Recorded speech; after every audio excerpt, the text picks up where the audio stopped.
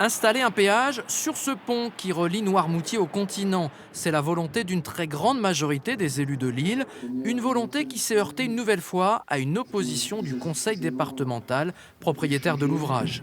À la quasi-unanimité, les élus se sont prononcés contre. Parmi les arguments, les possibles conséquences néfastes sur le passage du Goua, mais aussi un refus catégorique du président de mettre en place une nouvelle taxe. Toujours taxer les Français. À chaque fois, on se retourne vers les Français plutôt que d'essayer de se poser la question des choix que nous faisons quand nous sommes élus, des choix budgétaires qu'il nous faut faire.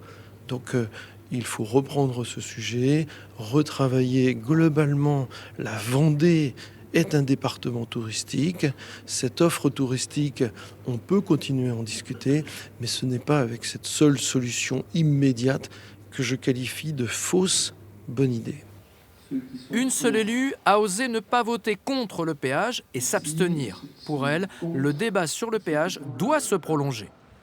Est-ce que tout a été étudié au niveau financement, de voir combien ça coûterait déjà de mettre un péage, comment aussi limiter le passage du Goua. Enfin voilà, tout ça, ça se discute. Pour les élus de Lille aussi, c'est une évidence, la discussion doit continuer.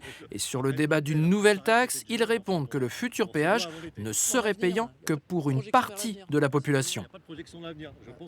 C'est exactement ce qui se passe à l'île de Ré. Les gens qui vivent à l'année et qui payent du foncier bâti à l'île de Ré ne payent pas. Les résidences secondaires ont décidé de payer symboliquement 2 € par passage. Et puis toutes les forces économiques ne payent pas, ne payent que les visiteurs.